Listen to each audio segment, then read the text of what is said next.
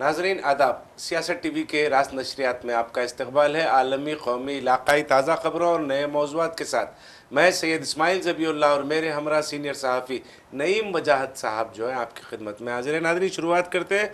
तेलंगाना हुकूमत की जानिब से लिए गए फैसले, एक रिव्यू मीटिंग में चीफ मिनिस्टर रेवंत रेड्डी ने यह कहा है कि तेलंगाना को 3 जोन्स में तकसीम किया जाएगा और जो है तेलंगाना को 2047 तक 3 ट्रिलियन एक इकनॉमी बनाने की, मईशत बनाने के इक़दामात के पेश नज़र इसी से हम शुरुआत करते हैं आज की। जी नहीं साहब।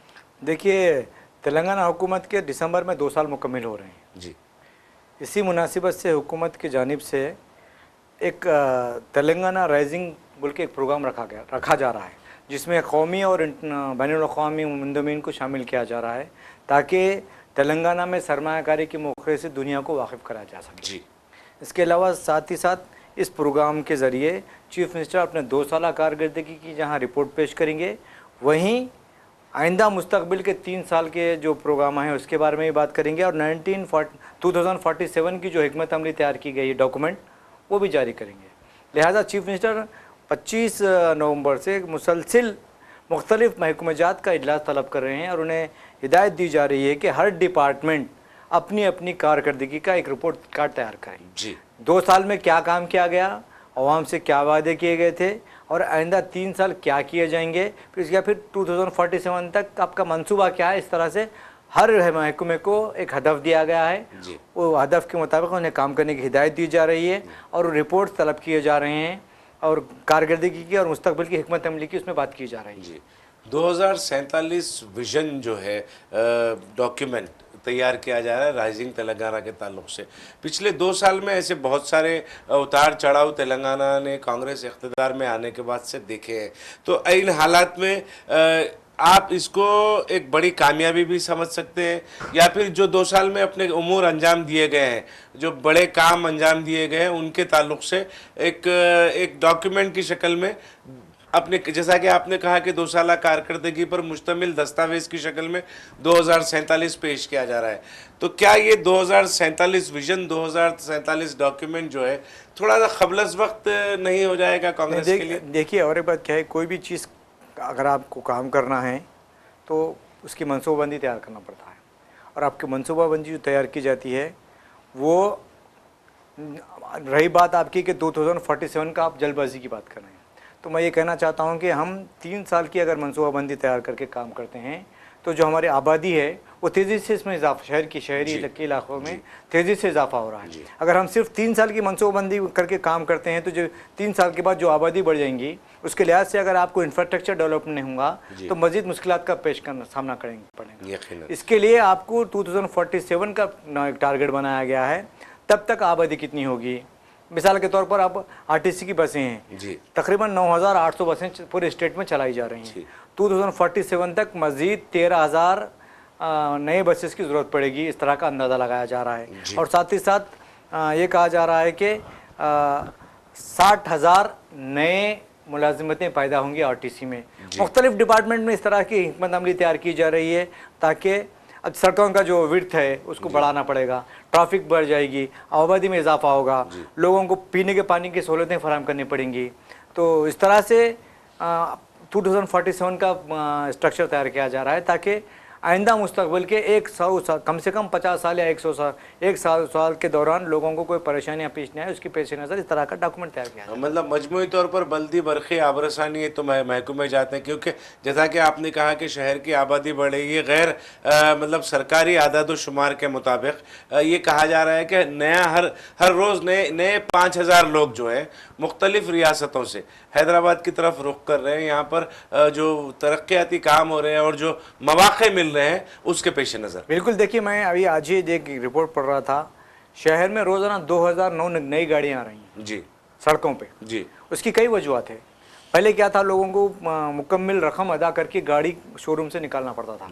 आजकल क्या होगा, EMI की सहूलतें आ गई हैं और आपको लोन भी दिया जा रहा है, जिसकी वजह से लोग ज़्यादातर गाड़ियाँ ख़रीदने पर तवज्जो दे रहे हैं। अब देखेंगे कि हम, चलो भाई, एक घर में एक कार या 2 स्कूटर वगैरह या बाइक है, ठीक है, चल जाता। लेकिन हम देख रहे हैं कि बाज़ ऐसे भी घर हैं जिनके घर में 4 लोग हैं तो 4 कार हैं या 5 कार हैं। तो इस तरह के कार्य बढ़ते जा रहे हैं। अब हम देख रहे हैं कि जो हैदराबाद की जो सड़कें पहले बनाई गई थी, मैं समझता हूँ कि बहुत पहले की मनसूबाबंदी थी। यकीनन बहुत ही मतलब तंगदस्ती का शिकवा अपनी कर रही है। ट्रैफिक के जो मसाइल पेश आ रहे हैं आपको, उससे आपको देखे तो पता चलता है कि सड़कों पर गाड़ियाँ चलना मुश्किल हो गया है। 5 से 7 मिनट के रास्ते के लिए आपको कम से कम 30 से 35 मिनट लग रहे हैं। जी जी। तो इसलिए पहले से हिकमत अमली तैयार करते हुए काम किया जाता है। अब हम दिल्ली देख रहे हैं, पोल्यूशन का क्या हाल है जी। लोग पोल्यूशन से वहाँ पर परेशान हैं, बच्चे बीमार है, मदरसेदार लोग बीमार है, लोग दिल्ली छोड़ कर दूसरे महफूज मकामात पर जाने को तरजीह दे रहे हैं। तो उसी तरह हैदराबाद में भी वो सूरत हाल पैदा ना हो, इसलिए पहले से मनसूबाबंदी तैयार करते हुए शहर के जो इंडस्ट्रियल एरिया है उसको एक मुकाम पे बनाया जा रहा है, मार्केट है उसको उसके लिए अलग सेक्टर बनाया जा रहा है। इस तरह से पहले से जो प्लानिंग करके काम किया जा रहा है वो हुक्मरानों की जिम्मेदारी होती है कि पहले से काम करके बनाया जाए। हाँ, ये अलग बात है कि हर 5 साल में हुक्मरान को आवाम का सामना करना पड़ता है। यकीनन सवाल के जवाब देने पड़ते हैं। किसको कबूल करते हैं, या ये कांग्रेस को कबूल करती हैं या बीआरएस को कबूल करती हैं या बीजेपी को कबूल करती हैं, ये तो आने वाला वक्त ही बताएगा। लेकिन हुक्मरानों की जिम्मेदारी होती है कि जब तक हुकूमत में रहें, मुस्तकबिल की हिकमत अमली तैयार करते रहें, आवाम को बुनियादी सहूलतें फराहम करने पर तवज्जो दें, और जो बुनियादी सहूलतें हैं उसकी हिकमत अमली तैयार करें, उसको आवाम के लिए कैसा पेश करें, क्या रास्ता अख्तियार करें, मुतबादिल रास्ते क्या है, कैसे तलाश करें, इसके पर गौर करना हुक्मरानों की जिम्मेदारी है। यकीनन गौर करना इस हुक्मरानों की जिम्मेदारी है। और फिर देखिए मतलब निचली सतह पे या इलाकाई सतह पे, मजालिस मुकामी के सतह पे भी तरक्याती कामों को अंजाम देने के लिए एक प्रोसेस, पूरा एक जमहूरियत में एक प्रोसेस है। उसी के पेश नज़र 27 नवंबर से 17 दिसंबर तक 3 मरहलों में तेलंगाना में जो है पंचायत राज इलेक्शन होने वाले हैं। प्रेसिडेंट, सरपंच के, नायब सरपंच के इंतखाबात का एलामिया जारी हो गया था और बर्जे नामजदगियों का अदखाल का सिलसिला भी कल से शुरू हो गया है। इसी के बारे में आपके पास क्या जानकारी? देखिए, ऐसा लग रहा है देही इलाकों में फिर से बाहर आ गई जी। तमाम सियासी जमातें, हुकूमत, हर कोई देही इलाकों पर अब तवज्जो दे रहे हैं, जबकि आम तौर पर हुकूमत या फिर अपोजिशन जमातें वगैरह जो होती हैं वो शहरी इलाकों के बनस्बत देही इलाकों पर कम तवज्जो देते हैं। लेकिन अब वहाँ पर देही इलाकों में इंतखाबात हो रहे हैं, तो हुकूमत के साथ साथ अपोजिशन जमातों की भी जब देही इलाकों पर नज़रें मरकूज़ हो गई है। साथ ही साथ मैंने कई 2 दिन से देखा है, कई आज़ाद उम्मीदवार जो ख़ुद को सरपंच या दूसरे ओहदों के लिए मुंतखब होना चाहते हैं, वो पेशकश कर रहे हैं, अगर मुझे बिला मुकाबला उस फलाना ग्राम पंचायत का अगर मुझे सरपंच बना दिया जाता है तो मैं अपने जेब ख़ास से 30 लाख रुपए उस ग्राम पंचायत की तरक्की के लिए खर्च करूंगा। इस तरह का पेशकश किया जा रहा है ताकि लोग मुकाबला ना करें और इंतखाबात जो है वो बिला मुकाबला हो जाए। तो इस तरह के लोग पेशकश कर रहे हैं। देही इलाकों में बड़े पैमाने पर सियासी सरगर्मियाँ चल रही हैं।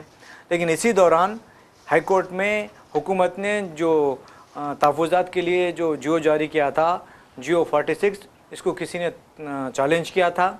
अभी ताज़ा हाई कोर्ट का एक फ़ैसला सामने आया है कि इंतखाबी मरहला शुरू हो चुका है, सरगर्मियाँ शुरू हो चुकी हैं।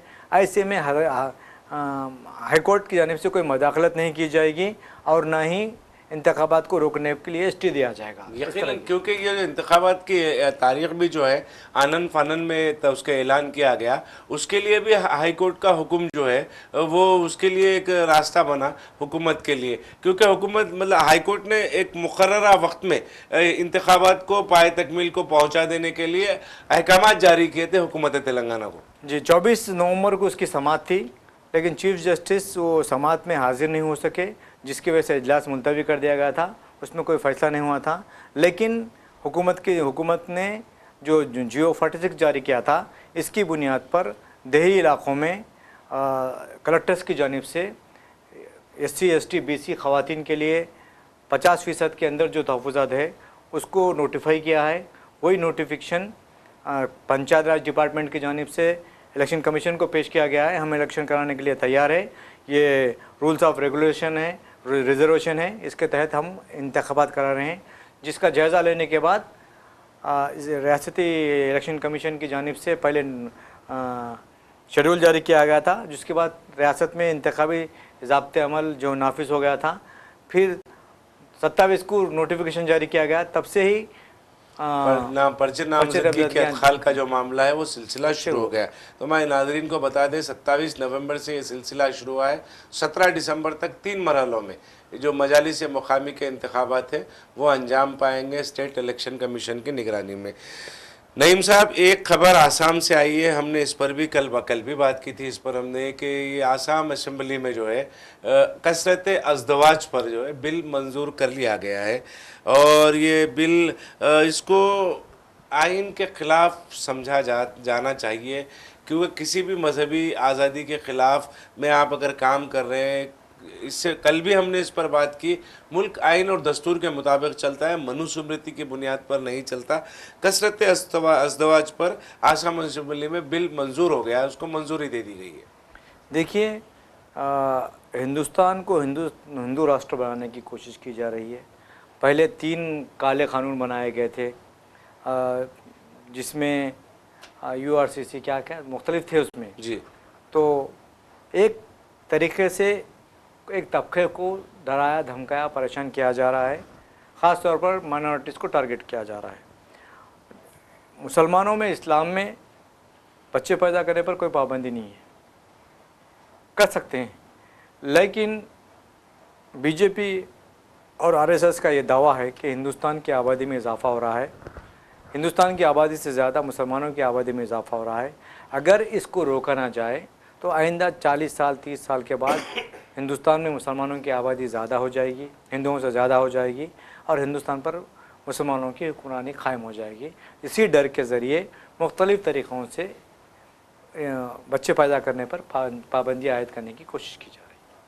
जी, यकीनन देखिए, बच्चे मतलब एक से ज़ायद बच्चों का जो मामला है वो उसके ऊपर बहुत तवील अरसे से बहस भी चल रही है और बुनियाद बनाने की कोशिश की जा रही है और बार बार इसी के हवाले से डराया और धमकाया जाता है। जहाँ तक आसाम में जो बिल पास हुआ है वो देखिए, अब उसमें शेड्यूल्ड ट्राइब्स जो है ST को जो उसको मुस्तस्ना रखा गया है। हाँ, तो मैं यही मानना चाह रहा हूँ ना कि देखिए कि और फिर माजरत मैं आपको रोक रहा हूँ, और फिर ये कह रहे हैं हेमंता बिस्वास कि ये किसी मजहब के खिलाफ में नहीं है जी, ये किसी रिलीजन के खिलाफ में नहीं है और ये किसी इस्लाम के खिलाफ में ये हरगिज नहीं है। इस तरीके की बात हेमंता बिस्वास कर रहे हैं। जी, देखिए, हिंदुस्तान में बहुत से लोगों को शहरियत दी जाती थी पहले जी, मगर जब मोदी आए हैं उन्होंने पाकिस्तान, बांग्लादेश, श्रीलंका, भूटान या जो भी दूसरे अड़ोस पड़ोस के ममालिक है, पाकिस्तान, बांग्लादेश, अफगानिस्तान से ख़ास तौर पर वहाँ से जो अक़लियतें यहाँ पर आ रही हैं उन्हें शहरियत दी जा रही है। जी, कानून बनाया गया है, सिर्फ मुसलमानों को नहीं दिया जा रहा है, जबकि हिंदुस्तान एक ऐसा मुल्क है कि तमाम लोगों को वहाँ पर सब कुछ शहरियत दी जाती है मुनासिब समझ के कानून का जायज़ा लेने के बाद। लेकिन हम देख रहे हैं कि ये जो कानून ये जो बनाया गया है इसमें मुसलमानों को शामिल नहीं रखा गया है। अब आसाम की बात आई कि जो बिल पेश किया गया है बच्चों के पैदा करने के ताल्लुक से, उसमें ST तबके को उससे अलहदा रखा गया है, उसको इस्तना दिया गया है, तो मैं समझता हूँ शरारत है, मुस्तस्ना दिया गया है। हम सियासत TV के नाजरीन को यहाँ पर एक वक्फा लेते हैं, आप तब तक जो है सियासत एक्सप्रेस न्यूज़ से लुत्फ़अंदोज़ होते रहें।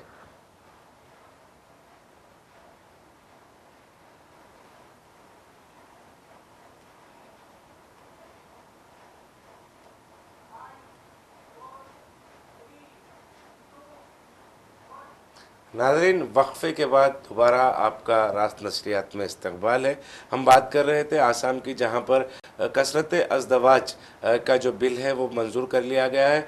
पसे पर्दा साजिश है और इसको हालांकि लाख हेमंता बिस्वास चीफ मिनिस्टर आसाम जो है ये कह दे कि किसी मज़हब के ख़िलाफ़ नहीं है, मगर जिस अंदाज में बिल को पेश किया गया है उससे साफ जाहिर हो रहा है, क्योंकि हेमंता बिस्वास जब भी मुँह खोलते हैं तो उनके मुसलमानों के ख़िलाफ़ उनके मुँह से जहर ही निकलता है। नाज़रीन, हम रुख करते हैं कर्नाटका का, जहाँ पर पिछले 2-3 दिनों से बड़ा सियासी हलचल पैदा हुई है। चीफ मिनिस्टर सिद्धारामैया और कर्नाटका के deputy chief minister DK Shivakumar के दरमियान में जो है अब वो लफ्जी जो झड़प है उसका सिलसिला शुरू हुआ है। जी नईम साहब, देखिए, हिंदुस्तान के 3 रियासतों में कांग्रेस की अपनी हुकूमत है।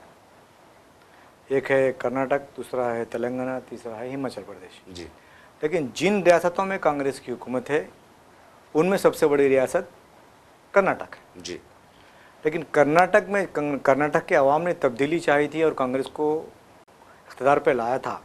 लेकिन जैसे ही कांग्रेस को इक़्तिदार हासिल हुआ, डी केशव कुमार जो पीसीसी प्रेसिडेंट थे और सिद्धरामैया सीएलपी लीडर थे, दोनों के दरमियान चीफ मिनिस्टर को लेके काफ़ी सरगर्मियाँ देखने को मिली। लेकिन बिला आखिर कांग्रेस हाईकमान ने सिद्धरामैया की तरफ अपना झुकाव दिखाया और पहले ये कहा गया था कि दोनों को शायद निफ्स मियाद में चीफ मिनिस्टर का ओहदा मिलेगा।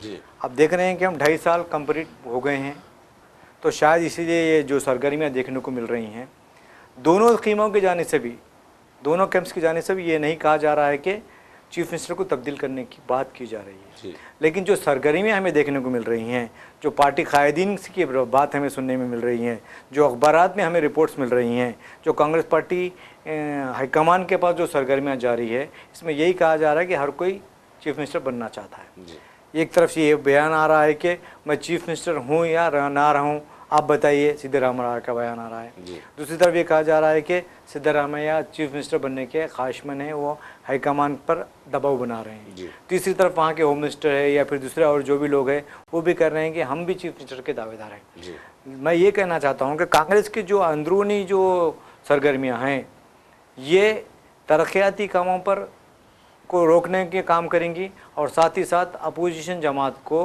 कांग्रेस के ख़िलाफ़, हुकूमत के ख़िलाफ़ मजबूत करेंगी और बोलने का मौका फराहम करेंगी। जी हाईकमान की जिम्मेदारी है, ये हाईकमान ये कह देता कि अभी कोई चीफ मिनिस्टर को तब्दील करने का प्रोग्राम नहीं है, तो मैं समझता हूँ इस तरह की सरगर्मियाँ नहीं होती। यकीन नहीं होती। कर्नाटका के मैं बारहा कह चुका हूँ, कर्नाटका के कुछ दानिश्वरों से इस खुसूस में मेरी बात भी हुई थी नईम साहब। तो सिद्धरामैया और डीके शिव कुमार के ताल्लुक से कर्नाटका के लोगों का ये कहना है, कांग्रेस के हार्डकोर वो पसंदीदा लोग भी कांग्रेस को पसंद भी करते हैं, मुख्तलिफ शोबे हयात से उनका ताल्लुक़ है, तो उनका ये कहना है कि दोनों जो लीडरान हैं वो पार्टी के लिए बहुत लॉयल है, बहुत वफादार है पार्टी के, उनके लिए किसी भी ओहदे से बढ़कर पार्टी है। इस तरीके की बातें उन्होंने कहा है। अगर सोनिया गांधी हो या राहुल गांधी हो या मल्लिकार्जुन खड़गे हो, डीके शिव कुमार या फिर सिद्धरामैया को जो कह दे वो उनकी बात से इनकार नहीं कर सकते। इस तरीके की बात भी निकल कर आई है। मगर जहाँ तक 2.5 साल की बात है, ऑफिशियली मैं जहाँ तक मुझे याद है, सरकारी तौर पर किसी भी किस्म का पार्टी के किसी लीडर का या कर्नाटक का इंचार्ज का या फिर एआईसीसी सरबराह मल्लिकार्जुन खड़गे का, राहुल गांधी का, सोनिया गांधी का इस तरीके का बयान कभी नहीं आया था कि 2.5 साल डीके शिव कुमार मतलब सिद्धरामैया रहेंगे या 2.5 साल डीके शिव कुमार रहेंगे। एक ख्यास आ रही है, ये लगाई जा रही थी, ये ख्यास किया जा रहा था कि इस तरीके के मुआहदे पर सिद्धरामैया को चीफ मिनिस्टर बनने का मौका फराहम हाईकमान ने किया है। देखिए, ये बात ये है कि आप डी केशव कुमार की खिदमत को नज़रअंदाज नहीं कर सकते। उन्होंने कांग्रेस पार्टी को इक़्तिदार में लाने के लिए अहम रोल अदा किया जी। ये अलग बात है कि हमेशा अक्सरियत पे मसलियत हावी हो जाती है। जी। अक्सरियत पर मसलियत हावी हो जाती है, ये अलग बात है। जी। ये सियासत का हिस्सा है, जी। कहीं भी होता है ये। लेकिन मैं ये कहना चाहता हूँ कि कांग्रेस पार्टी 150 साल पार्टी है। जी। वो उसको मालूम है, उन्होंने 60-65 साल तक हिंदुस्तान पर राज किया है। जी। आज उसकी जो कमज़ोर हुई है उसकी वजूहत क्या है, उसका मुहासबा करना कांग्रेस की जिम्मेदारी है। जी।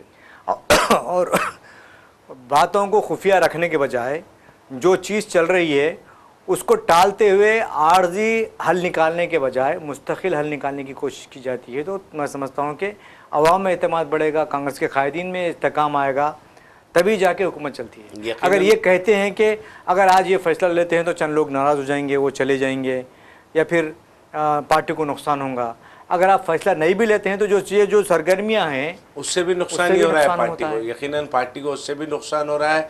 आवाम के सामने अगर आप किसी रियासत में इक़्तिदार के लिए जा रहे हैं, अपने नुमाइंदों को मुंतखब करने के लिए आप आवाम के सामने पेश हो रहे हैं, तो आवाम के जहन में तो यही आएगा कि कर्नाटका में इस तरीके की सियासत चल रही है और जो है पार्टी खुद अपने लीडरान को संभालने में नाकाम है, तो वो रियासत की बागडोर क्या संभालेगी, इस तरीके का रुझान जाता है आवाम। देखिए, मैं आपको आज से 1992 की बात बता रहा हूँ आपको। जब बाबरी मस्जिद शहीद हुई थी उस वक्त बीजेपी सिर्फ 3 स्टेट में हुकूमत कर रही थी। बाबरी मस्जिद के निज़ाम के बाद तो 3 स्टेट्स में से सदर राज लगा दिया गया था। आज कांग्रेस भी पूरे हिंदुस्तान में 20-22 साल जो गुजर गए हैं, उसके बाद मुझे ऐसा लग रहा है कि सिर्फ 3 स्टेट तक महत्व वो करेगी। आइंदा जब इंतखाबात होंगे कि 3 स्टेट में दोबारा हुकूमत आएगी नहीं आएगी ये भी नहीं कह सकते, गारंटी नहीं है इसकी। तो ऐसी सूरत में कांग्रेस को इस तरह की हिकमत अमली तैयार करनी चाहिए कि वो दिल्ली में बैठ के हुक्मरानी करने के बजाय या ऑर्डर्स जारी करने के बजाय फील्ड पे आएँ। जी, जिन रियासतों में कांग्रेस पार्टी की हुकूमत है, पार्टी के इंतखाबी मंशूर से उन रियासतों में क्या वादे किए गए थे, 2 साल 2.5 साल 1 साल मुकम्मल होने के बाद उन वादों में कितने वादे पूरे हुए हैं, इसका एक जायज़ा लें। कंप्लीट 2 दिन बैठें या 3 दिन बैठें या 4 दिन बैठें, जी, बैठ के जायज़ा लें कि क्या पूरे वादे मुकम्मल हुए हैं नहीं हुए हैं, तो आवाम के सामने ये पेश करें कि हमने ये वादे किए थे, इनमें ये वादे पूरे किए हैं, ये वादे पूरे अभी करने के लिए हमके टाइम बाकी है, ये वादे ऐसे हैं जो पूरा नहीं कर सकते, हमारी माशी हालत ठीक नहीं है। अगर इस तरह से आवाम के सामने आके बात करते हैं तो मैं समझता हूँ कि अपोजिशन जमातें जो कांग्रेस हुकूमतों के खिलाफ इल्ज़ाम आयद कर रही हैं कि ये वादों को निभाने में पूरी तरह नाकाम हो गई है, मैं समझता हूँ कि उसमें कुछ किसी कदर लोगों को एतमाद में लेने की बात आएगी। अब ये कहेंगे कि भाई जुबली हिल्स का इलेक्शन हुआ, ज़मीनी इंतखाबात, कांग्रेस पार्टी ने 25,000 वोटों की अक्सरियत से कामयाबी हासिल कर ली, तो इसकी बात ये नहीं कह सकते कि अवाम हुकूमत से नाराज़ है, ये बात नहीं है। इलेक्शन अलग चीज़ है, अवामी राय अलग चीज़ है। ये एक असम्बली हल्के का इलेक्शन था। अब आप ये भी बता सकते हैं कि ग्राम पंचायत के इंतखाबात हो रहे हैं, वहाँ पे भी कांग्रेस जीत के आएगी, क्योंकि अक्सर ये मुकामी इदारों के जो इंतखाबात होते हैं हुक्मरान जमात कामयाब हो जाती है, हुक्मरान जमात की क्योंकि भारी अक्सरियत में कामयाबी लोग ये सोचते हैं कि अगर हुक्मरान जमात को हम कामयाब बनाते हैं तो फंड्स हमें आएंगे, हमारे गाँव को डेवलपमेंट होगा, इस तरह की बात आती है। तो मैं ये कहना चाहता हूँ कि सिर्फ दिल्ली में बैठ के अब वक्त ये करने के बजाय, गुजारने के बजाय, अगर जिन रियासतों में आपकी हुकूमत है वहाँ पर आके मुहासबा लें, जिन रियासतों में आपकी हुकूमत नहीं है वहाँ पर क्या करना चाहिए, इसकी अगर हिकमत अमली तैयार कर जाती है तो मैं समझता हूँ कि कांग्रेस दोबारा खोया हुआ मुकाम हासिल करती है। वरना फिर देखेंगे आप 30 40 साल से आपको वेस्ट बंगाल में हुकूमत नहीं है, बिहार में नहीं है, उत्तर प्रदेश में नहीं है, ऐसे कई स्टेट हैं, गुजरात में नहीं है जहाँ की आपकी हुकूमतें ख़त्म हो गई हैं। अगर यही हाल रहा, अगर नहीं संभाला गया तो ये जो 3 स्टेट्स में हुकूमतें हैं वो भी रहेंगी या नहीं रहेंगी ये भी नहीं कहा जा सकता, कोई गारंटी नहीं है। तो लिहाजा जिन 3 रियासतों में कांग्रेस बरसर इख्तिदार है वहाँ पर मिसाली हुक्मरानी के ज़रिए अगर मुल्क और रियासतों की दीगर रियासतों की आवाम को इस बात का यकीन दिलाएं कि हुक्मरानी, बेहतर हुक्मरानी के ज़रिए हम जो है आवाम को इस्तेफादा पहुँचा सकते हैं। जबी साहब और आपको बताता हूँ आपको मैं, आम आदमी पार्टी दिल्ली में इलेक्शन जीत जाती है, एक बार हुकूमत थी दिल्ली में इलेक्शन जीत जाती है।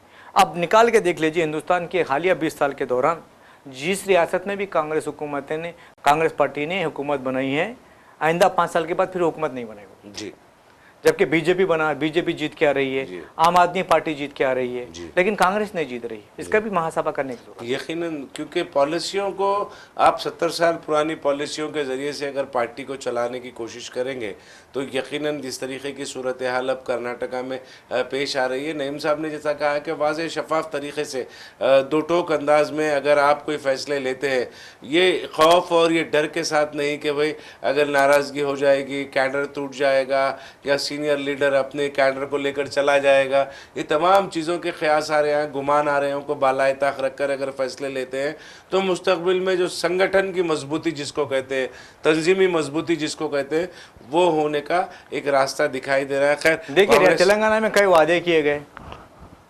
तकरीबन वादे पूरे नहीं किए गए। अब ये बताया जा रहा है कि 200 यूनिट तक मुफ्त बरखें दी जा रही है, बिल्कुल सही है, 50 लाख लोगों को दी जा रही है, 4 करोड़ आवाम है।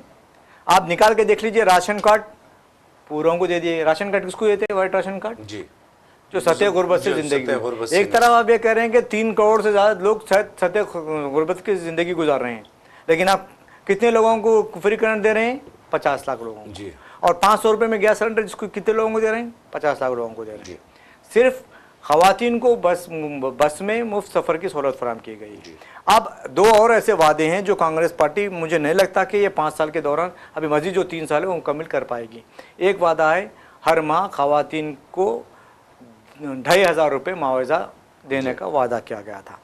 2 साल गुजर चुके हैं, दिसंबर में 2 साल मुकम्मल हो रहे हैं कांग्रेस के, लेकिन 2 साल के दौरान एक भी खातून को इस तरह की कोई माली इमदाद नहीं दी जा सकी। मुझे ऐसा लगता है कि लगभग 4 करोड़ आबादी में 1.5 करोड़ 2 करोड़ 2.25 करोड़ तो खवातीन है। जी अगर आप 2 करोड़ खवातीन या 1.5 करोड़ खवातीन को भी महाना 2,500 रुपये आप देते हैं तो बजट ही नहीं है आपके पास, खासा सरकारी ख़जाना खाली है।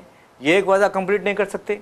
और दूसरी बात जो है, आपने वादा किया है कि सरकारी मुलाजिमतें फराहम की जाएंगी, तब तक बेरोज़गार नौजवानों को महाना 4,000 रुपये बेरोज़गारी भत्ता देने का वादा किया गया है। आप निकाल के देख लीजिए, हिंदुस्तान तेलंगाना में अंडर 30 ईयर्स की जो आबादी है बहुत ज़्यादा है, और कई लोग तालीम याफ्ता लोग ऐसे नौजवान हैं जो बेरोज़गार बैठे हुए हैं। आप बेरोज़गारी भत्ता भी नहीं जारी कर सकते, और ऐसे कई वादे हैं जिसको आपने पूरा नहीं किया है। तो मुझे ऐसा लगता है कि कोई भी सियासी पार्टी, सिर्फ कांग्रेस को ही नहीं बोल रहा हूँ मैं, कोई भी सियासी पार्टी को इंतखाबात में जाने से पहले रियासत की या मुल्क की माशी सूरत हाल का जायज़ा लेना चाहिए। कितने कर्ज़े में हैं, कितनी आमदनियाँ हैं, कितने आपको कर्ज़ अदा करना है, कर्ज़ पे सूद कितना अदा करना है, नई स्कीमों के जो वादे किए जा रहे हैं उसके लिए कितने पैसे की ज़रूरत पड़ेगी। इस सब का अगर वादा करते हुए आप आवाम के सामने मंशूर पेश करते हैं, तब आप उसको सही तरीके से अमल कर पाएंगे। वरना मैं समझता हूँ कि जो खाली इक़्तिदार हासिल करने के लिए जो वादे किए जा रहे हैं, उसकी वजह से मुल्क और रियासत की जो माशी सूरत हाल है वो बद से बदतर होती जा रही है। यकीनन बद से बदतर होती जा रही है। सियासी जमातों को जैसा कि नईम साहब ने कहा कि रियासत जो भी रियासत में ऐलानात कर रही है, कांग्रेस पार्टी हो या कोई दीगर सियासी जमातें हो, जो भी मराहत और तहफ़्फ़ुज़ात पर मुश्तमिल ऐलान कर रही है, वो रियासत का माशी मौक़िफ़ देख कर अपना जो मंशूर है वो तैयार करनी चाहिए। नईम साहब, आपने हाइड्रा का जिक्र अभी किया, मैं तो एक बोल रहा हूँ उसमें, और रिकॉल करने का भी ऑप्शन देना चाहिए जी। अगर जो पार्टी इक़्तिदार में आती है वादे करके, अगर वो पार्टी अपने वादों को पूरा नहीं करती है तो रिकॉल का भी ऑप्शन रखना चाहिए, कानून बनना चाहिए। जी, यकीनन कानून बनना चाहिए, लेकिन जमहूरियत में इस तरह के कानून जो है वो आमिरियत की तरफ इंसानों को गामजन कर देते हैं। तो खैर, ये आपने शहर में तालाबों और कुंटों की बाजियाबी के हवाले से हाइड्रा का जिक्र किया। हाइड्रा के मुतालिक एक ख़बर है नईम साहब, यहाँ पर तेलंगाना हाई कोर्ट ने हाइड्रा के सरबराह जो है AV रघुनाथ को ये इंतबा दिया है गैर ज़मानती वारंट जारी करने का, अगर वो जो है कंटेम्प्ट ऑफ केस, हतक इज़्ज़त का जो मामला है वो मामले में अदालत से रुजू नहीं होंगे। मैं हमारे नाजरीन को बता दूं, बदकमा कुंटा की बाजियाबी को लेकर जो इक़दाम हाइड्रा ने उठाए हैं उसके खिलाफ सुधाकर रेड्डी नामी एक शख्स है, वो अदालत से रुजू हुए थे। उसी सिलसिले में ये जो है इंतबा high court, Telangana high court की जानिब से AV रघुनाथ को जारी किया गया है। देखिए, हैदराबाद पहले खूबसूरत शहर था, करीब 200 से ज़्यादा तालाबें पाई जाती थी हैदराबाद के अतराफ व अतनाफ। अब हम देख रहे हैं जिस तरह से आबादी में इजाफा हो रहा है, उसी तरह नाजायज़ कब्ज़ों में भी इजाफा हुआ है जी। तालाबों पर अब मकानात, बड़े बड़े इमारतें तामीर हो गई हैं। अब मैं समझता हूँ कि एक अच्छी कोशिश है हाइड्रा की जी। कि कई लोग उसका स्वागत भी कर रहे हैं, इस्तकबाल भी कर रहे हैं कि हाइड्रा नाजायज़ कब्ज़ों को तोड़ने की कोशिश कर रहा है। हाँ, ये अलग बात है कि जिनका नुकसान हो रहा है वो लोग परेशान हैं और अदालतों से रुजू हो रहे हैं। लेकिन अब अदालतों को भी सोचना चाहिए, आवाम को भी सोचना चाहिए, सियासी जमातों को भी सोचना चाहिए, और साथ ही साथ जो ज़िम्मेदार शहरी है उनकी भी ज़िम्मेदारी बनती है कि अगर हम नाजायज़ कब्ज़ों को नहीं रोकते तो हमारे लिए मुस्तकबिल मज़ीद तंग हो जाएगा, हमारा अरसा हयात मज़ीद तंग हो जाएगा। लोगों को पीने के पानी की किल्लत का आबी ज़खायर के हवाले से तो ख़ास तौर पे ये है कि क्योंकि शहर की आबादी तेज़ी से बढ़ रही है, अगर आबी ज़खायर की बाजियाबी या आहिया अमल में नहीं आएगा तो यकीनन आने वाले दिनों में जिस तरीके की आप बात कह रहे हैं उसका सामना हैदराबाद को करना पड़ेगा। और देखेंगे कि अगर नाजायज़ जो कब्ज़े हो रहे हैं, अगर ऐसे लोगों के ख़िलाफ़ कार्रवाई नहीं की जाती तो फिर क्या करना चाहिए जी। और अदलिया को भी सोचना चाहिए कि एक अवामी, मैं समझता हूँ कि इस पर एक अवामी राय हासिल करनी चाहिए। यकीनन जो लोग, मैं समझता हूँ कि जो लोग ख़रीदे हैं अराजिया, जो इमारतों में या मकानात या फ्लैट्स वगैरह ख़रीदे हैं, उनका कोई कसूर नहीं है जी। लेकिन जिन लोगों ने नाजायज़ कब्ज़ा किया है उनका तो कसूर है। अगर हम अभी से कार्रवाई नहीं करते तो आइंदा जो कब्ज़े होने वाले हैं नाजायज़ कब्ज़े, वो तो रोक सकते हैं अगर कार्रवाई करें। देखिए, एक चीज़ तो पक्की है कि अगर किसी तालाब को भर के उसके ऊपर अगर प्लॉटिंग की जा रही है या उस पर एक बुलंदबांग इमारत तामीर की जा रही है, उसको बाज़ाब्ता फ़रोख्त किया जा रहा है और शहरी उसको ख़रीद रहे हैं, तो ये यहाँ पर कहीं ना कहीं शहरी इंतजामिया भी वो इंक्रोचर्स के साथ सरकारी इदारे भाई, जैसा GHMC है, हाँ जी, सरकारी इदारे भी उसमें मुलव्विस बिल्कुल है। यकीनन। तो आप सबसे पहले कार्रवाई उनसे शुरू करनी चाहिए, जो जिन सरकारी महकमों में उनके रजिस्ट्रेशंस में वो लेआउट को क्लियरिफिकेशन मिला, उन्हें मंजूरी दी गई, तालाबों में इमारतें बनाने की मंजूरी किन किन ओहदेदारों ने दी है, वहां से अगर ये शुरुआत होती है तो मुस्तकबिल में यकीनन जो है ये काम रुकने का काम हो सकता है। मैं पूरी तरह इत्तेफाक करता हूँ आपकी बात से, होनी चाहिए। हर पार्टी यही कहती है। जब देखो हैदराबाद में अगर सैलाब जैसी सूरत हाल पैदा हो जाती है, ज़्यादा तेज़ बारिश हो जाती है, तो लोग सियासी जमातें डिमांड करते हैं कि नाजायज़ कब्ज़ों को निकाल देंगे। किर्लोस्कर कमीशन की भी एक रिपोर्ट है, मैं समझता हूँ 20 साल पहले की, तालाबों के अहिया के बारे में जो कब्जे हैं उसको हटाने की 20 साल पहले रिपोर्ट पेश की गई थी। आज तक उस पर कोई कार्रवाई नहीं हुई। कार्रवाई हमेशा रिपोर्ट तैयार होते हैं और क्या बोलते हैं, रद्दी की नज़र हो जाते हैं, उस पर कोई कार्रवाई नहीं होती। सिर्फ सियासी जमातें उसी वक्त आवाज़ उठाती हैं जब आवाम का नुकसान हो जाता है, तो उन लोगों को वहाँ से जो नाइज कब्ज़ा करें उनको वहाँ से हटा के दूसरी जगह मुंतकिल कर दिया जाएगा, उन्हें वहाँ पर बाज़ाबात किया जाएगा, वो सब इस तरह की बातें करते हैं। जब हुकूमतें इस तरह के इक़दाम करती हैं तो सियासी जमातें वहाँ पर अपना सियासी मुफाद ढूंढने के लिए पहुँच जाती हैं। जी यकीनन सियासी मफाद ढूंढने के लिए पहुंच जाती है।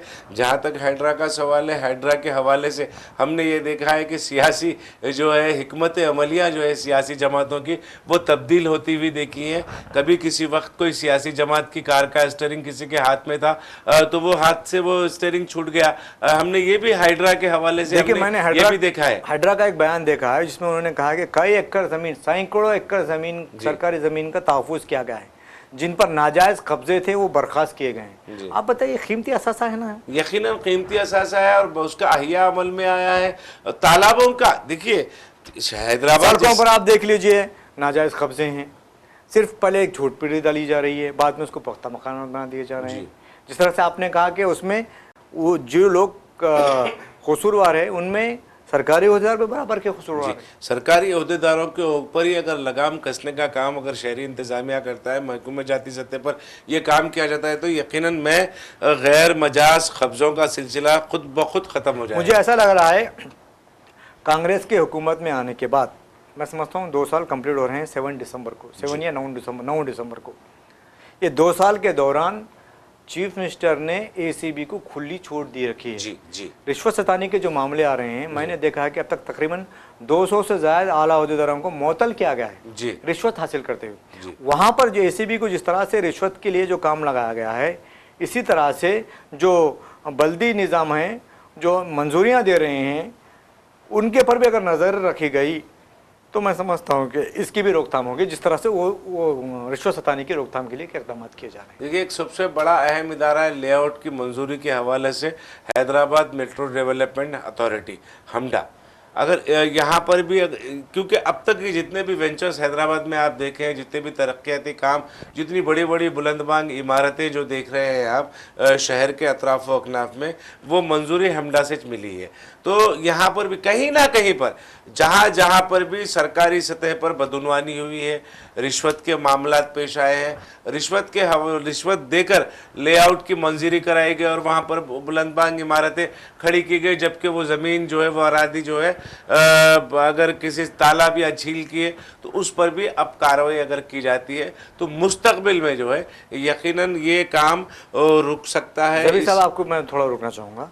मैंने 15-20 दिन पहले एक रिपोर्ट देखी है कि एक डिप्टी म्यूनसिपल कमिश्नर ने एक अराजी जो लंबे अरसे से ख़ानदानी तनाज़े का शिकार है, जिसका अदलिया में केस भी चल रहा है, वहाँ पर कोई बिल्डिंग नहीं है, कोई इमारत नहीं है, लेकिन जिसका मैंने डिप्टी म्यूनसिपल कमिश्नर का जो जिक्र किया है, उसने एक इस तरह की मंजूरी दे दी कि वहाँ पर पहले से बिल्डिंग है, वहाँ पर उसको बल्दिया का टैक्स की मंजूरी दी गई है, इस तरह के ऑर्डर जारी कर दिए गए। जब किसी ने कमिश्नर से शिकायत की, म्यूनसिपल कमिश्नर से, तो उन्होंने इसकी तहकीकात कराया तो पता चला कि वहाँ पर कोई इमारत ही नहीं, खाली अराजी है, वो भी मुतनाज़ा है, ख़ानदानी झगड़ा है।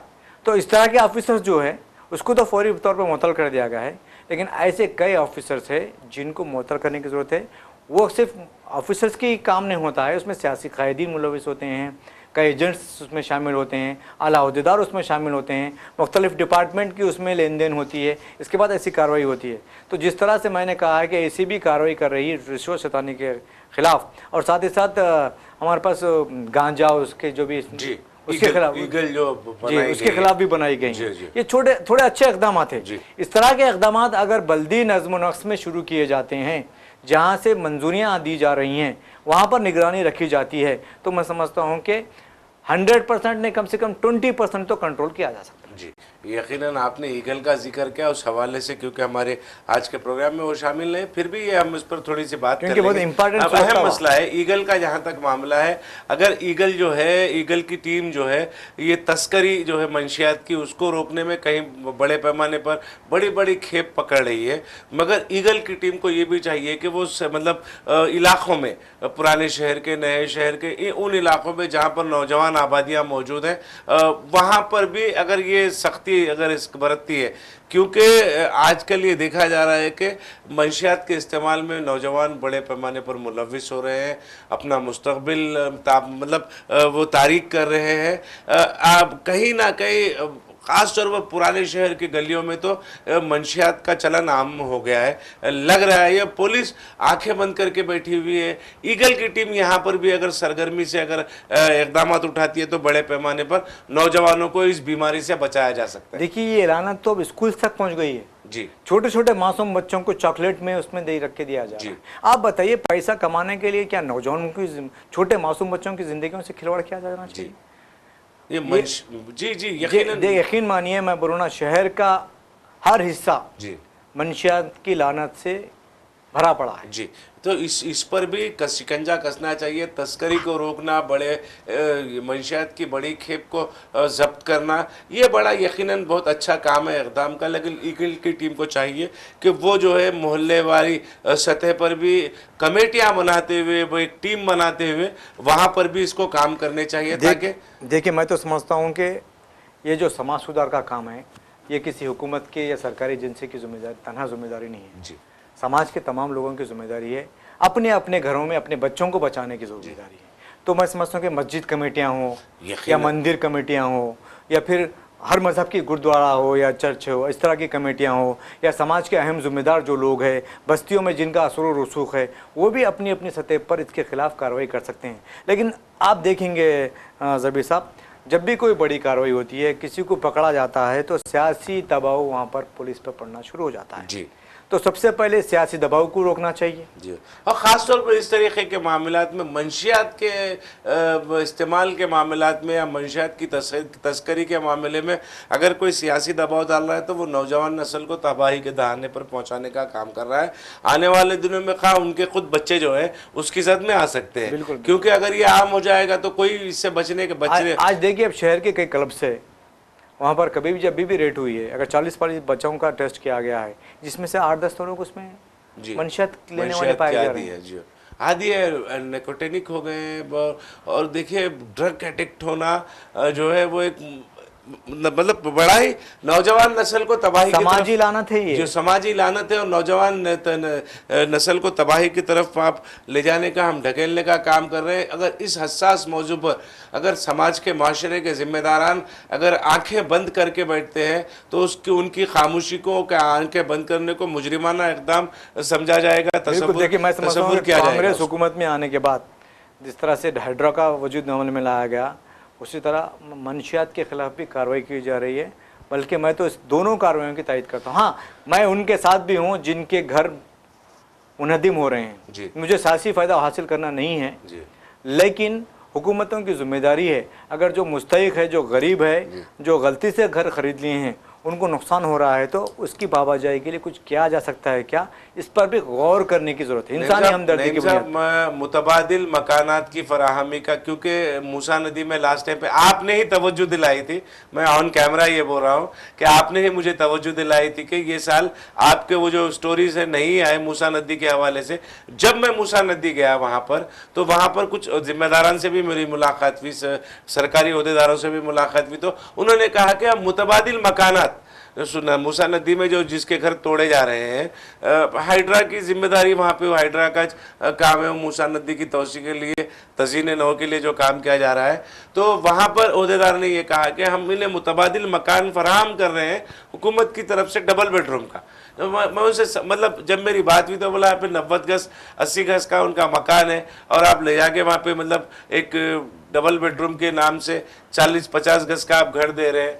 तो उनको कुछ चीज़ अदा करने की, कोई चीज़ करने की ज़रूरत नहीं है, हम मुफ्त में फराहम कर रहे हैं, बल्कि मुआवजा भी उन्हें अदा कर रहे हैं। इस तरीके की बात कही है। हाइड्रा की जानिब से जैसा कि आपने कहा कि बहुत सारे इलाकों में मकानात की मुनहदी में इन्हदाम पर मुआवजा भी अदा किया जा रहा है, मुतबादिल मकानात भी दिए जा रहे हैं। बाज़ मुकामात पर मुकम्मिल नज़रअंदाज कर दिया भी गया है, वहाँ पर लोगों का नुकसान हुआ है। हमें इशारा मिल रहा है, एक अहम खबर है, हैदराबाद से एक खबर है ये कि छोटा सा मामूली, इसको हम कहेंगे माइल्ड टेंशन, इसको हम कह सकते हैं कि एक वाक़ये की वजह से स्कूल वालों की जानिब से खबरों को मुनहदिम करने का एक वाक़या पेश आया है, जिसकी वजह से मतलब 400 साल पुराने कुतुब शाही दौर के वो खबरें बताई जा रही थी। मज़ारों को मिसमार करने का काम किया गया था, जिसके बाद से मतलब छोटा सा कशीदगी वहाँ पर पैदा हो गई थी। जी नईम साहब, देखिए, ये जो मामला है ये इंतहाई हसास और संजीदा मामला है। ऐसे मामलों को हल करने से पहले या कोई भी कार्रवाई करने से पहले वक्फ बोर्ड को उनका अपने एतमाद में लेना चाहिए, मुकामी लोगों को अपने एतमाद में लेना चाहिए।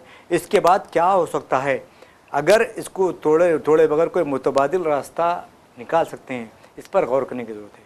अगर एतमाद में लिए बगैर आवाम को इस तरह की कार्रवाई की जाती है तो मैं समझता हूँ कि लोगों का भरम नाराज़गी, बरहमी, गुस्सा वाजिबी है अखबाजानी पे, क्योंकि खबरें हो, कब्रस्तान हो या मस्जिद हो या फिर मंदिर हो या गुरुद्वारा हो, कोई भी मजहबी मुकाम हो, उस मज़हब के मानने वालों के जज्बात जो है, मजहबी जज्बात उससे जुड़े हुए होते हैं। तो कार्रवाई, इनेदामी कार्रवाई करने वाले खा वो खानगी तरीके से मतलब तौर पे हो या सरकारी तौर पे हो, उन्हें इस बात का ख्याल रखना चाहिए कि जिस तरफ ये कार्रवाई की जा रही है, क्या लोगों के कहीं वहाँ पर जज्बात तो मजहबी जुड़े हुए नहीं है जो इश्तियाल का सबब मुस्तकबिल में बन जाए। एक खबर पर सरसरी बात करते हुए हम अपनी बात को ख़त्म करेंगे। इमरान खान के मुतालिक ये बात कही जा रही है कि रावलपिंडी जेल इंतज़ामिया ने यह कहा है कि रूमर्स के चलते, अफवाहों के चलते यह कहा है कि इमरान खान मुकम्मिल सेहतयाब है, और जबकि इमरान खान के जो बेटे हैं उनका ये मुतालबा है कि उनके वालिद के मतलब मौत के मुतालिक जो अफवाहें चल रही है उसमें उनकी बेहतर सेहत का सबूत जेल इंतज़ामिया पेश करें। तो नादरीन, अब वक्त तो चला है, सियासत टीवी के दीगर प्रोग्रामों से आप जुड़े रहें। हमारा यह प्रोग्राम आपको कैसा लगा, आप ज़रूर अपनी राय कमेंट बॉक्स में अरसाल करें, और सियासत टीवी की सारी टीम को अब दे इजाज़त। खुदा हाफिज़। खुदा हाफिज़।